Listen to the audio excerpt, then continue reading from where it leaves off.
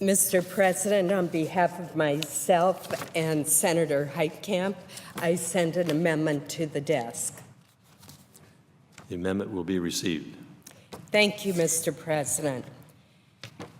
Mr. President, for the past 10 days, this body has been engaged in an important debate on a bill that has had widespread bipartisan support that was reported unanimously by the Senate Judiciary Committee that would help to end the scourge of human trafficking.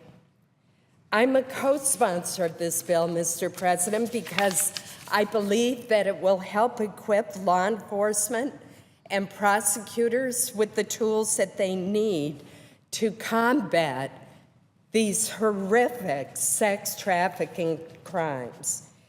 I, along with my colleague, Senator Leahy, have also introduced a bill that we have filed as an amendment that would reauthorize the runaway and homeless youth programs so that we could also have a prevention piece to this legislation.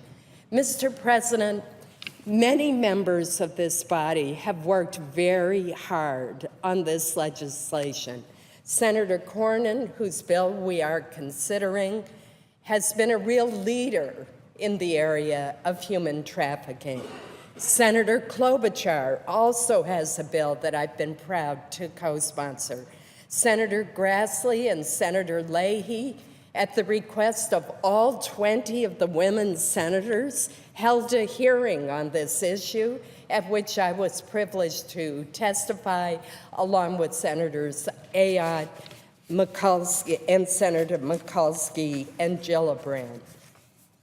I applaud the Judiciary Committee for its work in shining a light on some of the darkest stories imaginable.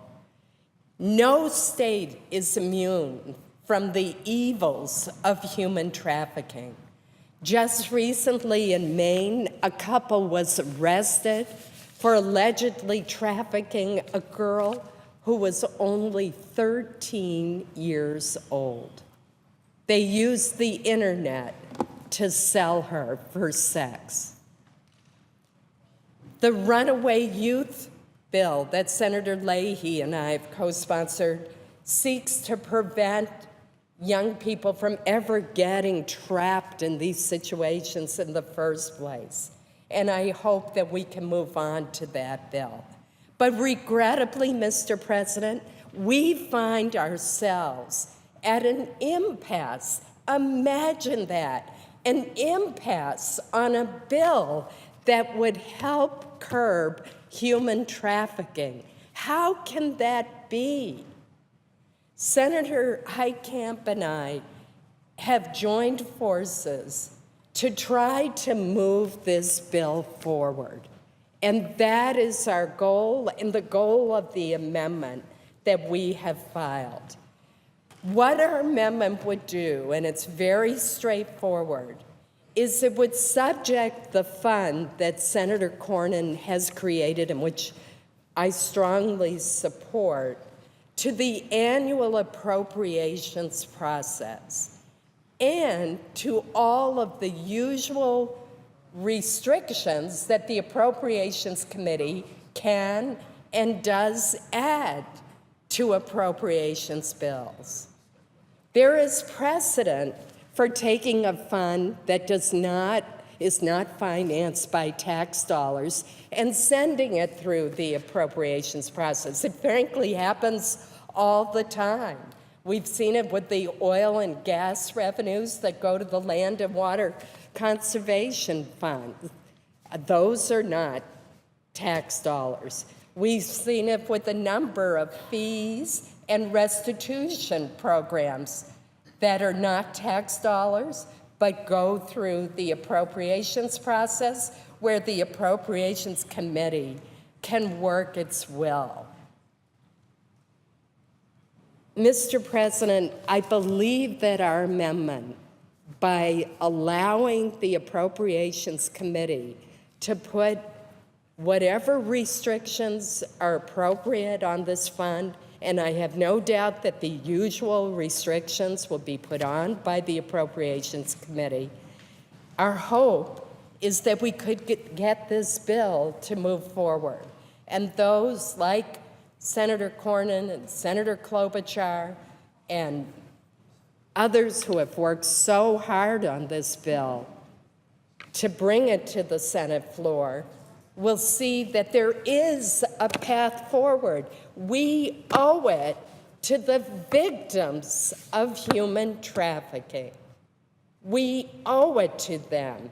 We cannot fail in this task.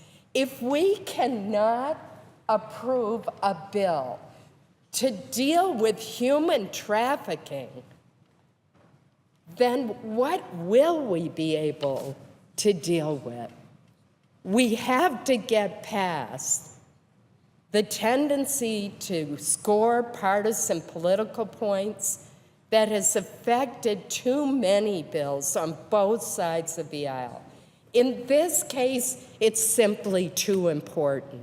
So I want to thank my dear friend and colleague from North Dakota, Senator Heitkamp, who has been an attorney general who has dealt with the victims of this terrible crime, for coming forward and joining with me as we attempt to put forth for our colleagues' sincere consideration a path forward that will end this impasse. Thank you, Mr. President. Mr. President. The senator from North Dakota. Thank you, Mr. President, and I want to thank my great friend, the senator from Maine, who has been so instrumental in achieving compromise in the body, whether it's in the Common Sense Caucus when we were in shutdown, or it is just bridging the gap many, many times in trying to find a path forward for us to legislate in the United States Senate. She truly is a champion in her efforts of trying to make this body work. I want to start out by telling you, as Attorney General, the whole while I was Attorney General for 8 years, very little activity on prostitution. When I was running for office, I still have a lot of friends in law enforcement, and I visited them and said, what's your challenges? And every local sheriff, especially those in Western North Dakota, every city commissioner, every city chief of police said, we have a growing concern with prostitution. And I started thinking about that. I started thinking about what that meant. And then I started looking behind what those claims of prostitution were. And I started realizing that for very many of these young women, often children, who are in the life of prostitution, that's not by choice. This is some of the most horrific victimization that goes on in America today.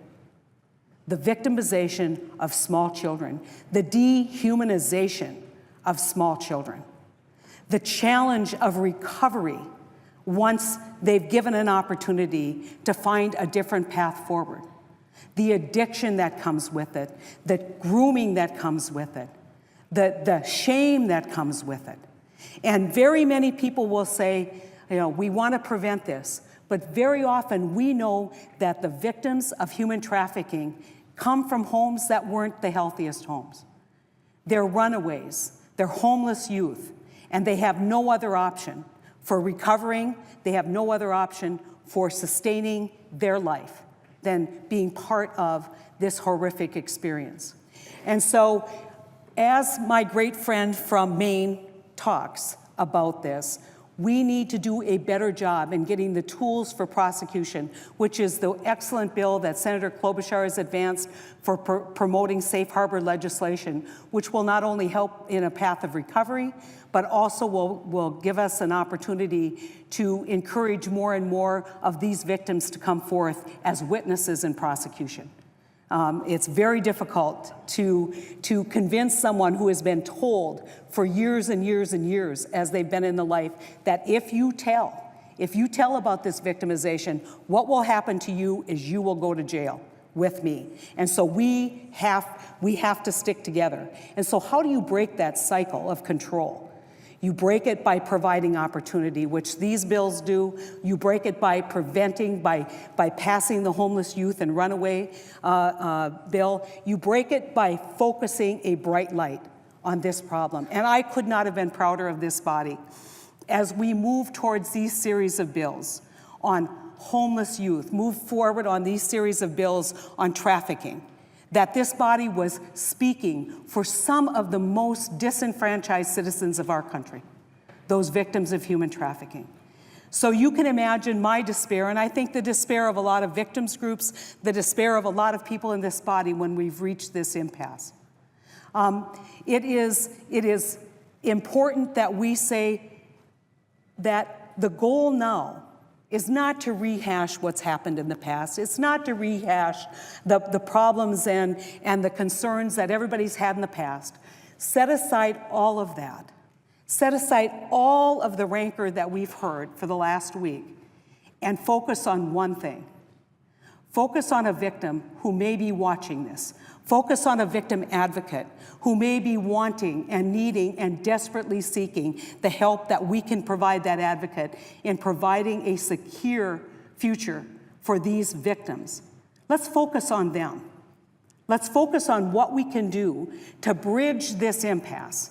And so my friend Senator Collins and I think that we've, as she's described it, have advanced a proposal that we believe firmly resolves all the issues, sets forth a path where we can in fact move and listen to the voices that don't get heard very often in places like Washington, D.C. Respond to the concerns, respond to the victimization. Be the empathetic body that I know we can be by saying, yes, we can help and we will help. And so we hope that this will at least generate enough discussion, at least provide at least enough of a bridge forward that we can, in fact, continue to have the dialogue, continue to address amendments if we can get through this and actually move this issue forward. And I'm going to yield to my great friend from Maine. I would just like to ask her a question about as an appropriator. I know there may be some controversy, and you've raised this already. There is some discussion that this may not be an appropriate place to make this decision, and I just would like you to elaborate on the appropriations process. Mr. President, if I could respond through the chair.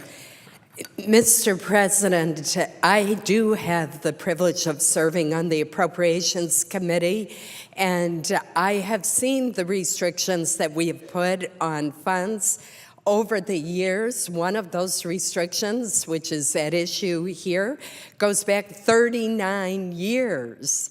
So it is not unusual for the Appropriations Committee to put certain limitations on the use of funds.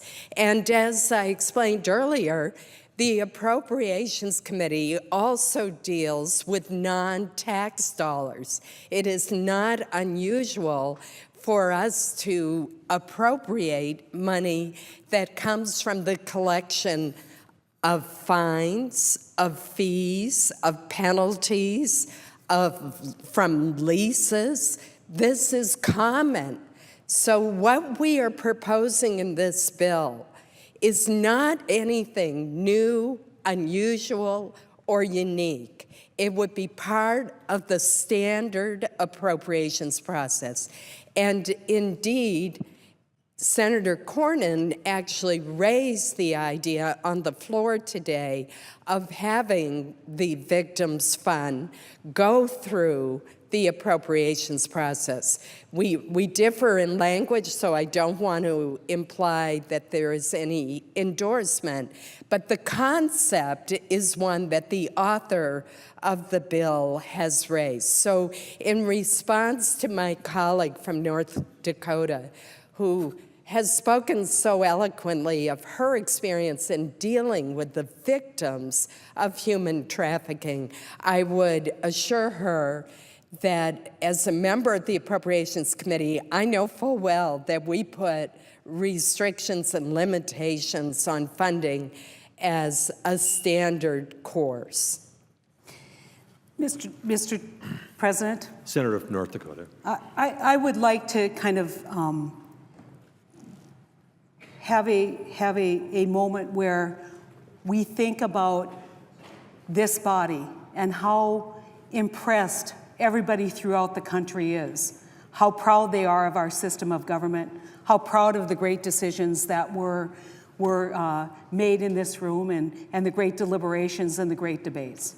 This truly is a remarkable government, and it's a remarkable system. But it's always been remarkable because it's not just the wealthy and powerful that have a voice in this body. With us comes the opportunity to speak for the most disadvantaged Americans, the most disadvantaged people in our system. And I cannot imagine a more horrific life than the life of being sold into prostitution.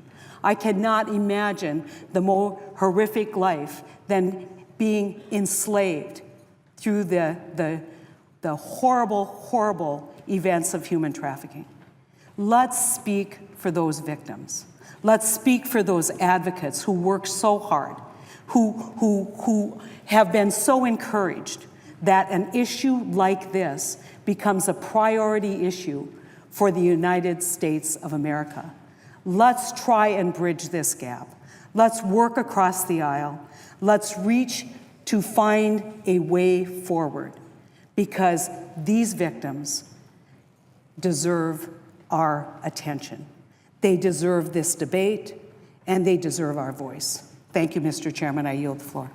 Mr. President. Senator from Maine. Mr. President, I again want to thank my colleague from North Dakota for her very eloquent plea to our colleagues. I know we can do this. I know that we can find a path forward. I know that we can get a sufficient number of votes so that we can proceed and debate the many amendments that have been filed to this bill. I know that we can do it. And the victims of this horrific crime deserve no less from the United States Senate. So let's not fail them. Let's not fail them. Thank you, Mr. President.